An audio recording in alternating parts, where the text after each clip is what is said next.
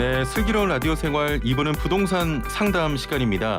자, 어제 문재인 대통령이 취임 후 네 번째 신년 기자회견에서 부동산 안정화에 성공하지 못했다며 설 전 시장을 뛰어넘는 대책을 내놓겠다고 강조했는데요. 시작의 예상을 넘는 주택 공급 특단의 대책을 내놓겠다는 계획인데 부동산 시장에 어떤 영향이 있을지 의견이 분분합니다. 자, 오늘 이 내용을 포함해 올해 부동산 시장에 어떤 변화가 예상되는지 자세히 짚어보도록 하죠. 자, 함께 말씀 나눌 분 모셔보겠습니다. 고준석 동국대 법무대학원 겸임교수 전화 연결돼 있습니다. 안녕하세요. 네, 안녕하십니까. 예, 네. 교수님 잘 지내시죠? 네, 뵙고 인사를 드려야 되는데 전화 연결이네요. 예. 네. 나오실 때는 잘 몰랐는데 네. 오랫동안 못 보니까 좀 많이 네. 보고 싶네요, 교수님. 저도 그렇습니다. 네. 알겠습니다. 네. 자, 부동산 상담 사연도 받고 있는데요. 단문 50원, 장문 100원의 유료 문자 샵 0945번으로 자, 부동산 관련 궁금증 고민들 보내주시면 되고요. YTN 라디오 애플리케이션 또 유튜브를 통해서도 댓글 남기실 수 있습니다. 자, 교수님, 올해 부동산 시장의 화두 일단 어떤 게 있겠습니까? 일단 무주택자들 내 집 마련이 1순위겠죠. 예. 두 번째는 이제 집값 및 전세값이 안정됐으면 바라는 이런 이제 바람도 있겠고요. 예. 주택 공급에 대한 이런 또 화두도 좀 꼽을 수 있을 것 같습니다. 네. 예. 지금 부동산 가격이 계속 올라가면서 좀 다른 네. 이야기입니다만 그 양도세 완화에 대한 그 목소리도 나오고 있거든요. 네. 그렇습니다. 양도세를 좀 강도 높게 올렸는데도 불구하고 지금 집 있는 사람들이 집을 내놓지 않으면서 네. 부동산 집값이 계속 올라가고 있는데 양도세 완화에 네. 대해서 교수님 생각은 좀 어떠십니까? 그렇습니다. 이제 사실은 주택이라는 것이 신규로도 공급도 해야 되지만 예. 기존 매물이 조금 순환도 해야지만 이게 이제 시장 가격 안정에 도움이 되는 거거든요. 그렇습니다. 그렇다라고 하면은 지금 현재 이제 다주택자에게는 사실은 세금이 지금 현재 상태도 조금 무거운 편이죠. 그렇지만 이제 요 세금 요 무거운 게 이번 5월 31일 이후 6월 1일부터는 더 무거워진다는 그렇죠. 거예요. 예. 그래서 이제 중과세가 되는데 그 전에 그러면 이제 이 다주택자들이 매물을 좀 내놔서 예. 좀 팔 것이다. 그래서 이제 이렇게 나오는 매물이 시장 안정에 좀 기여할 것이다라는 이제 생각들을 하고 있는데 이게 이제 지금도 사실은 이제 세율이 좀 높기 때문에 예. 고민을 많이 하시는 것 같아요. 지난해 이제 추세를 보면은 매매도 많이 일어났지만 매매의 버금가게 증여 또한 이제 많이 나타나고 있는 현상으로 보여요. 그러니까 이제 파는 것보다는 자녀들한테 증여를 통해서 세대수를 분산시키자라는 거죠. 예. 네, 그래서 이제 사실은 다주택자들 고민이 깊어지는 것 같아요. 예. 가지고 있자니 보유세 부담이 많은 거고 팔자니 양도세 부담이 많기 때문에 그런 거죠. 네. 알겠습니다. 지난해 한 해만 전국 집값이 8.35%가 올라서 네네. 14년 만에 최고로 좀 뛴 것으로 나타났는데 네네. 이게 비단 지난해뿐만이 아니라 몇 년째 지금 집값 상승세가 계속되고 있거든요. 올해도 좀 이어질 거라고 보십니까? 네.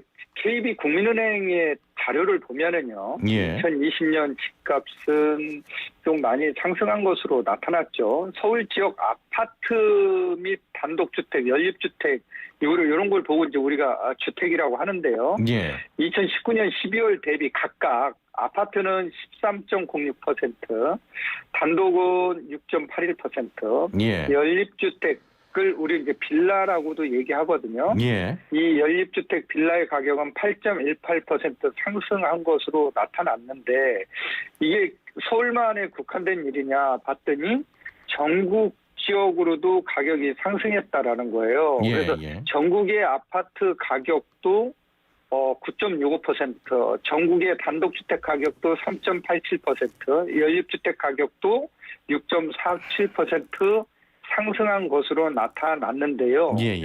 자, 작년에 올랐으니까 이제 작년에 많이 올랐으니까 올해는 떨어질 것이다 보다는 올해 부동산 시장이 전반적으로 바뀌지 않으면은 바뀐다라는 것은 즉 수요에 비해 공급이 원활하게 이루어지지 않으면은 그런 어떤 분위기가 반전되지 않으면은 예. 집값, 전셋값도 작년과 같이 상승할 가능성이 높은 것으로 이제 보여지고 있는 거죠. 예, 예. 네. 결국에는 지금 공급이 굉장히 중요하다 이런 말씀 같은데 네, 그렇습니다. 어제 대통령 신년 기자회견에서도 공급 대책에 대한 언급이 있었어요. 네, 있으셨죠. 네. 교수님께서도 부동산 시장 안정화를 위해서 가장 필요한 게 공급이라고 항상 말씀을 해 오셨는데 네.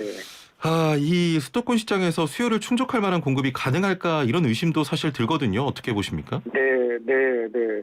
그래서 이제 뭐 현 정부에서는 주택 공급에 대해서 예. 지금 현재 이제 또 추가 발표를 예고하고 있습니다. 예고하고 있는데 예.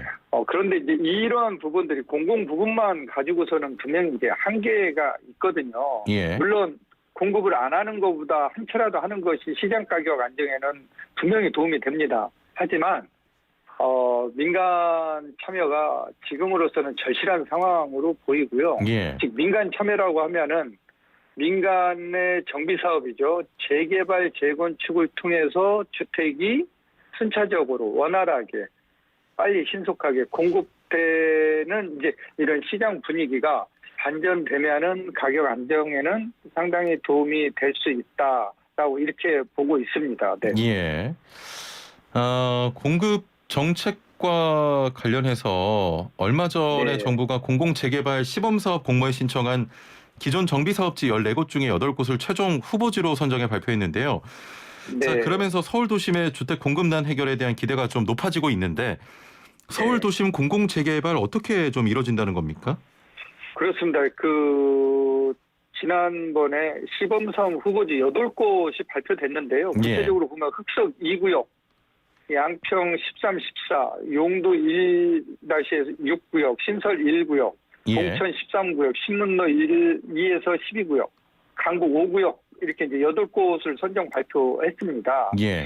자, 공공재개발로 진행하면은 어떻게 되느냐 이제 궁금해하시는 분들이 많이 있으세요. 예. 이제 이렇게 선정해서 이렇게 추진이 되면은 일단은 용적률이 상향이 됩니다. 예. 그래서 용적률이 상향이 된다라는 것은 조합원들 이익이 좀 늘어날 수 있다라는 부분이거든요. 그래서 용적률 상향 등 도시 규제를 이제 상향하려면 도시 규제가 조금 완화되는 거거든요. 예. 두 번째는 우리가 이제 재건축 시장, 재개발 시장에서 사실은 이게 이제 재건축이 지연되고 속도를 못 내는 이유 중에 하나가 분양가 상한제잖아요. 예. 그러니까 이 분양가 상한제를 공공 재개발로 하면은 배제시켜주겠다라는 거예요. 적용해서 제외시켜주겠다. 그러면은 사업성은 개선되겠죠. 예. 그다음에 이제 세 번째 핵심은 사업비, 공사비 있잖아요.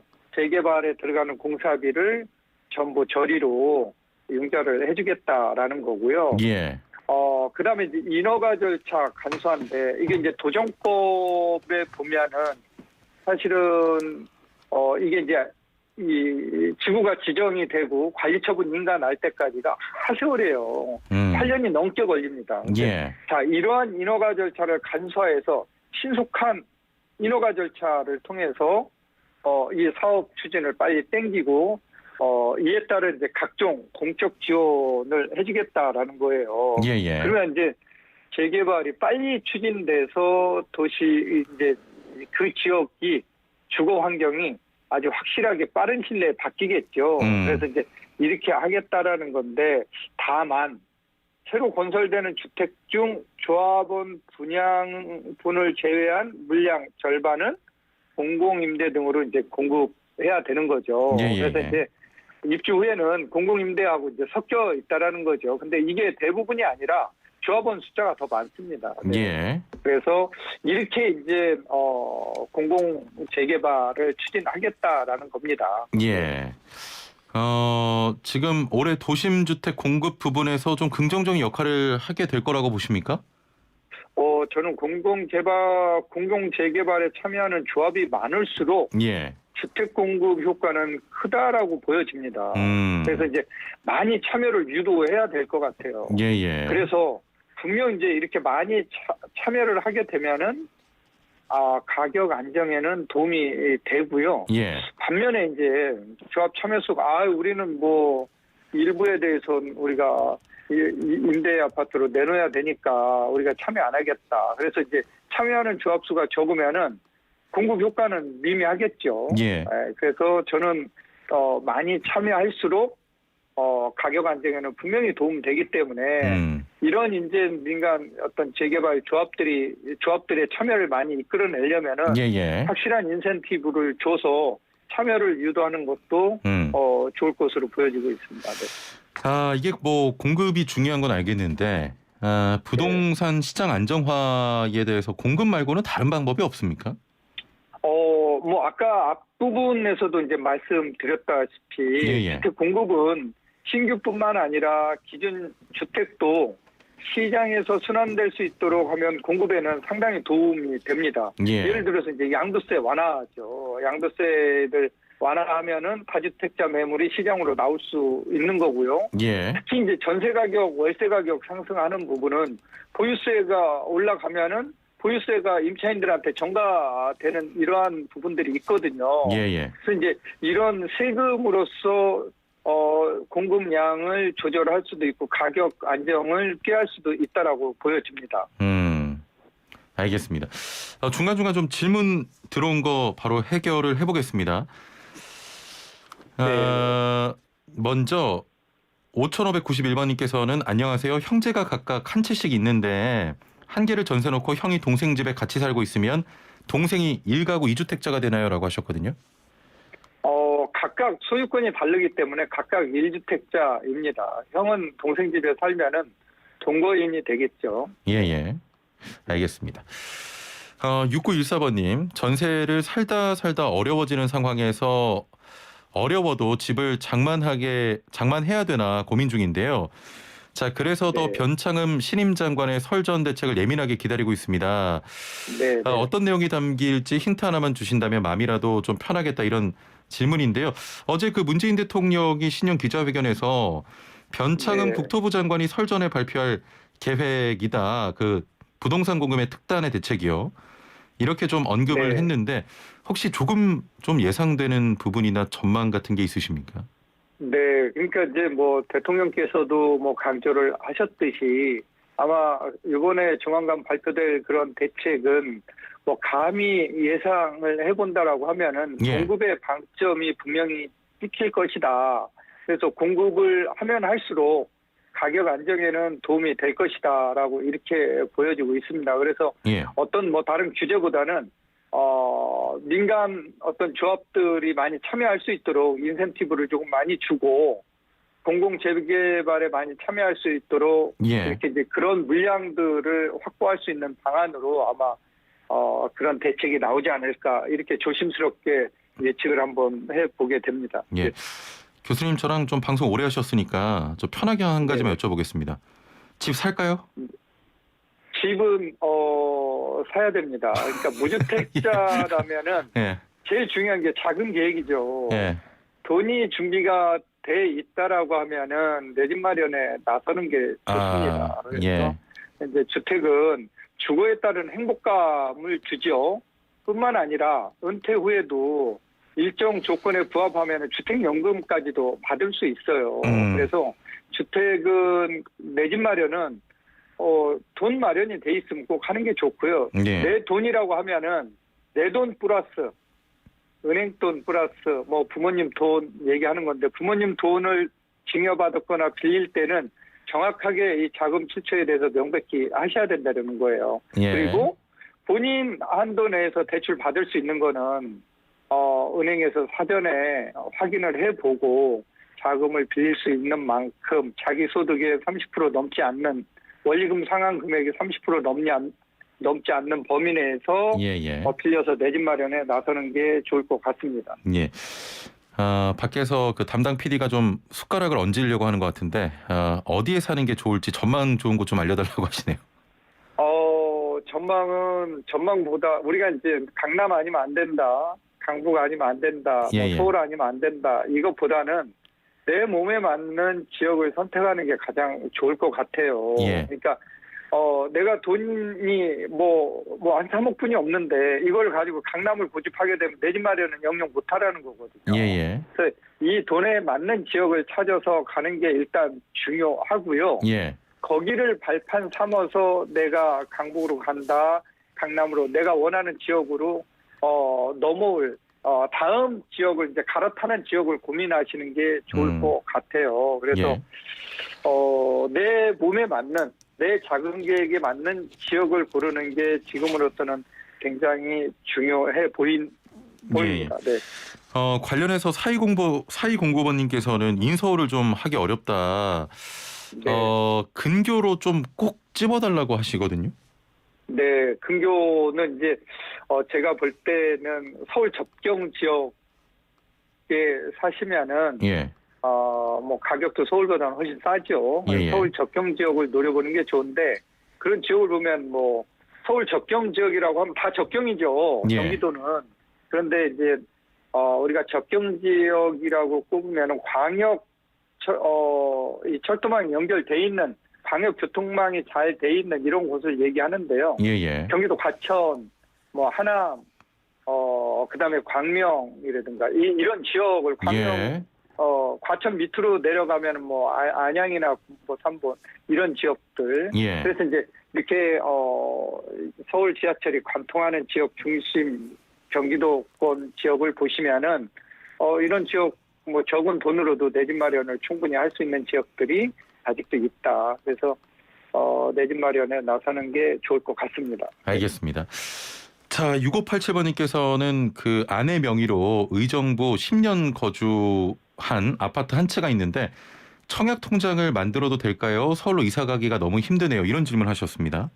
네, 청약 통장은 집이 있어도 만들 수 있습니다. 그래서 예. 이제 그 집을 뭐 처분할 수도 있고 또 다른 지역에 또 주택을 마련할 수도 있으니까 또 예. 그렇다라고 하면은 청약 통장은 필수죠. 청약을 통해서 내 집 마련한다라고 하면은 그래서 청약 통장 만드는 거는 필수다. 만들어 놓는 게 좋다. 이렇게 보고 있습니다. 네. 알겠습니다. 자, 마지막으로 그 전세 시장도 좀 궁금한데 국토교통부에 따르면 올해 1분기 입주 예정 아파트 현황이 서울의 경우 지난해보다 34%가량 줄어든 것으로 집계가 됐는데 올해도 전세난 좀 계속될 거라고 보십니까? 그렇습니다. 이 전세난이 작년에도 이제 전세난이 심했죠. 예. 부동산 114에 따르면은요, 서울 지역 아파트 입주 물량은 19,577가구로 그러니까 작년이죠. 2020년 4만 351가구 대비해서 2만 774가구인 51.48%가 줄어드는 것으로 나타났어요. 예. 그러면 이제 이렇게 입주 물량이 줄어든다는 것은 사실은 공급 부족으로 이어지는 거고 예. 공급 부족은 곧 이제 가격이 조금 상승할 수 있다라는 이런 이제 시장의 얘기가 되는 거죠. 그래서 올해도 작년처럼 가격은 상승할 예. 가능성이 높아 보입니다. 알겠습니다. 자, 오늘 말씀은 여기까지 듣겠습니다. 감사합니다. 네, 감사합니다. 네. 수고하세요. 예. 네. 자, 지금까지 고준석 동국대 법무대학원 겸임교수와 함께했습니다. 자, 따라해보세요. 이카운트 ERP 4만 원 회계 관리 이카운트 ERP